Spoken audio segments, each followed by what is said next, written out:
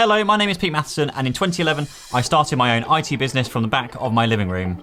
By 2020, we moved offices 3 times, growing to 16 staff, and hit over 1.2 million turnover. Over the years, I've obviously learnt a lot, like every day was a school day. I got a load wrong, I made some expensive mistakes, but I guess I made enough right decisions to make it to obviously where we got to today. And when I say I don't actually mean that I am the sole purpose of reaching those achievements. It was a group effort. My wife, my business partner, my family, friends, colleagues, everybody had a part to play. So what have I learnt in the last near decade of running an IT business when it comes to marketing said business? Well, in terms of what works and what doesn't work, a little bit of everything really. And I believe there are 3 kind of tiers when marketing a business. Level 1 is the essentials. You need a well-designed website. You need to be findable on Google. You know, some IT businesses that I've seen, even to this day, even when you Google them by name, they still don't show up on the first page of Google. So either come up with a unique name or do better with your SEO. My only competitor at the time was a football clothing brand, which was actually kind of convenient because we could then buy clothes with our company name on it, like without having to pay for it. Google Ads, yes, of course, most definitely. Either find a good local Google partner to get everything set up for you, or spend the time learning Google Ads yourself. There is a really great course on Udemy, which I'll link down below, that will take you through Google Ads. So try that and then just work up from there. Testimonials. Make sure you are getting good, consistent testimonials from your customers. Make sure they're primarily going onto Google, but do collect them in a way that doesn't put walls in the way. Maybe use a customer satisfaction tool to gauge their happiness first, then send them the Google review links when you know that they're already kind of raving about how good you are. Referrals. Encourage referrals by sending a gift out to those people who have referred you to their friend or family or colleague or whatever it is. £80 worth of cake and champagne is a drop in the ocean when you have the potential to win a contract worth maybe hundreds, perhaps even thousands of pounds per month in recurring revenue. The Tech Tribe, for $49 per month, you should join the Tech Tribe. It is a no-brainer. It's run by a guy called Nigel Moore, who is one of the nicest and most friendliest guys that I've known. And this website that he runs is packed full of everything you need. It's contract templates, training courses, and more importantly, a community that's actually friendly and open and honest. I legitimately sold my business on these forums. It was the equivalent of online dating like, is it Match.com or Tinder, is it? Damn, I'm old. Onto social media. You should be active on social media. This is an absolute must in today's world. A company page and a personal page. Post news and company stuff on the company page, then share it to your personal page. And then on your personal page, just share everything else. My one piece of advice here really is just don't be a dick. There seems to be a trend right now of being super aggressive on posts that people are putting out, calling people out for doing like a shit job, telling people how wrong they are because whatever product or service that they are selling is obviously the best one in the world right now. This type of content only really makes one impression, that you are a dick.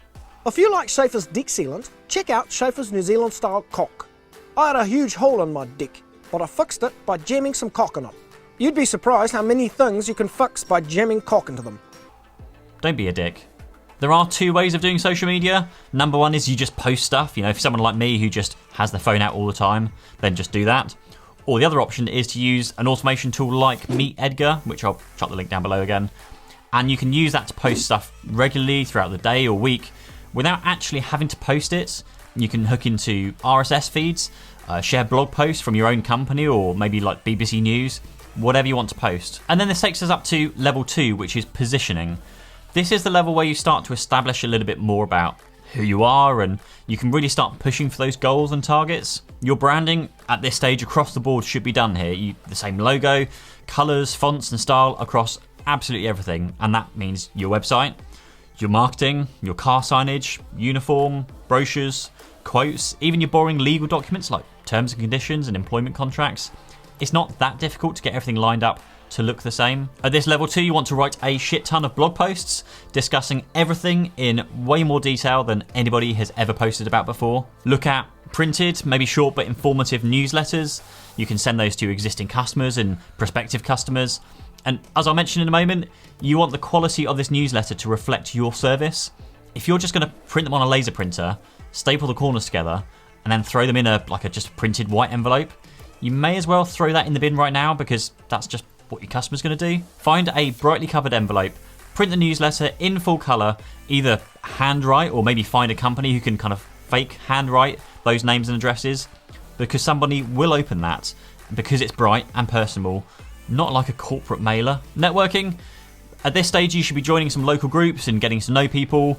Remember that you're not there to sell to people in the room, but get to know them and their businesses. You never know where that might lead in the future, but you do not sell to people in the room. Don't be that guy. Don't be that guy who connects with someone on LinkedIn and then immediately sends them a spammy like lead gen message. Make friends, not connections. Also in this tier, you can invest a little in like landing pages and webinars and lead magnets and in-person events whenever that is allowed to return. Lunch and learns are great to invite your customers mixed in with potential customers to learn new things about technology. Doing this tier really now puts you at the same position as like 99% of all the other businesses out there. And that's what takes us to level 3, which is my branding tier, if you want to call it that. And level 3 is the tier that not many will achieve, but it is the tier that will put you way, way ahead of anybody else. This is the tier where you start thinking about yourself and your business as a media company first, then IT, solicitor, plumber, accountant, recruitment consultant, whatever it is, second. To be honest, I didn't even reach this level with my own business. We were well on the way, that's for sure, but we certainly didn't reach it. Level 3 is where your marketing through level 1 and level 2 shifts your business dynamics from constantly working to generate those leads with lead magnets and webinars and ad campaigns and all that kind of stuff, through to instead just putting out free content, because that free content brings in an unprecedented return. And when I say free content, I mean 100% not behind a paywall, not behind a lead generation form, not behind any single thing that collects their name, email address, or company name, or phone number, or address. I mean putting out videos on YouTube and LinkedIn and podcasts to all of the podcast platforms. Now, the cold hard truth in this level 3 of branding is that not many people, dare I even say 1% of businesses, will do this. Why? Because of this. A camera, which I'm staring into right now, talking to an audience of 1. You. Talking to a camera and subsequently having your actual real face appear all over the internet is one of the most uncomfortable things to do, kind of like public speaking, that a business owner can do. What will all your friends think? What if your family laugh at you? What if you say something wrong? It is these feelings that stop 99% of businesses and business owners from investing in something that can and likely will be the very best thing that you ever do in business, if you do it right. Because what you essentially do here is you make yourself and your business a celebrity in a way. Share stories about your business, about products or services that you sell, or current news affecting your industry. Share what kind of service your customers can expect. Share about how your staff are treated. If you post about a video about what staff should expect when they work for you, it can have a massive effect on your recruitment. Because people can see inside the business. They can see the people, they can see the offices. Do they get free drinks? Will they be paid on time? What about holidays? Christmas parties? Show them the real deal. Those who are doing this and doing this right have seen success far beyond all expectations. In the IT industry, just take a look at Tom Lawrence from Lawrence Systems. He now has amassed over 150,000 subscribers to his YouTube channel, and he has stated a number of times in all of his videos that YouTube is the main source of his new business. When you and your business reaches celebrity status, it unlocks a wealth of opportunity for you. Customers will want to work with you because they know and like and trust you. You're seen as like the expert in your field that there just simply isn't anywhere else to go.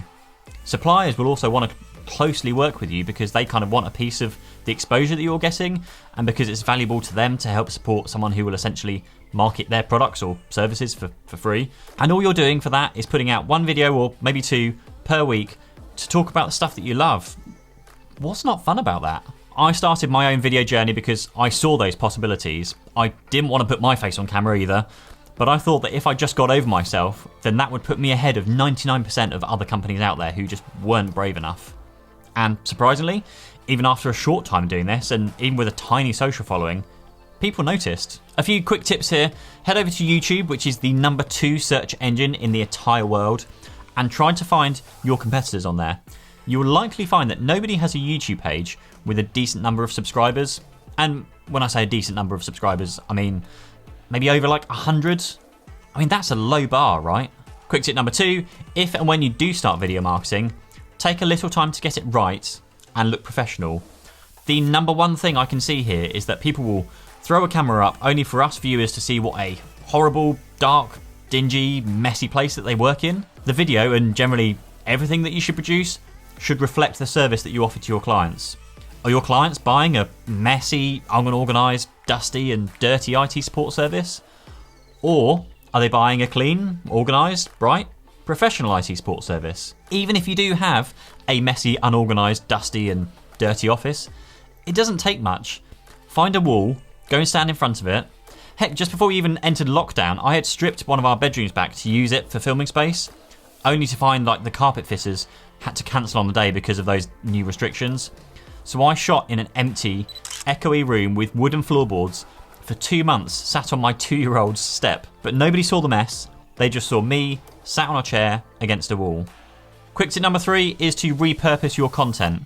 As a business owner, you have little to no time. So shoot one video, then give it to somebody else. Let them edit the video, put subtitles on it, upload it to YouTube, but they can also cut that video up into 20-second clips for your social media and then schedule that in your Meet Edgar account. They can turn the video into a blog post for your website or an article for LinkedIn. The audio can then be stripped out to become a podcast. There is just so much you can do with just one piece of video content. And lastly, if you think that all of this just sounds like a sales pitch to do video, then you are kind of missing the point here. I don't have anything to sell you here. I don't have any course to buy, but just let me tell you a brief story. I started doing video marketing in October 2018. In March 2020, when we sold, I had around 500 subscribers, so not a huge amount, 18 months to add 500 subscribers.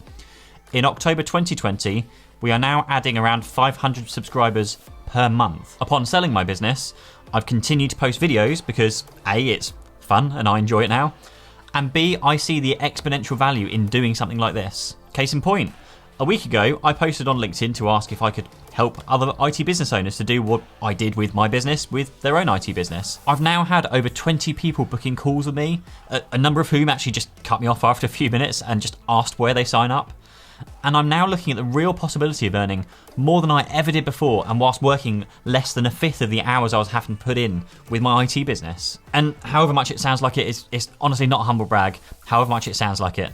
But I'm trying to show you that living proof that consistently putting out free, honest, real world content for the world to see, you have the possibility, you are at least in the runnings for a chance that your business and you as a person will be elevated out of the noise of all of the other businesses out there. So wouldn't you want to give it a chance? My final advice here on video marketing and content marketing is to have zero expectations. Be prepared to put out content for free at zero return for 1 or 2 years. No expectations that you'll make a sale or generate a lead or a cold call. Put out the content and continue to put out that content, because slowly and over time, things will happen and you will notice them. You may not be able to put your finger on what it is that's happening in your business, and even if, like me, you won't even know what's causing it, even still at this stage, you'll be sitting there thinking, could it be the videos that we're doing? Or is it the Google ads we've just tweaked? Maybe it's the blog posts?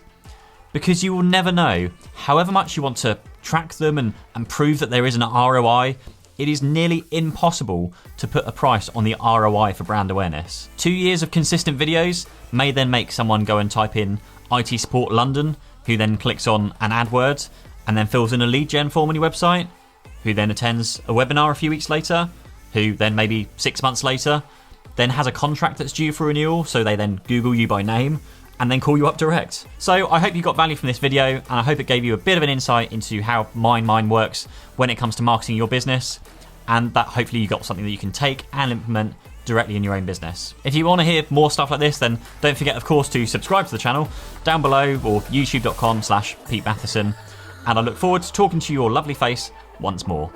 Bye bye.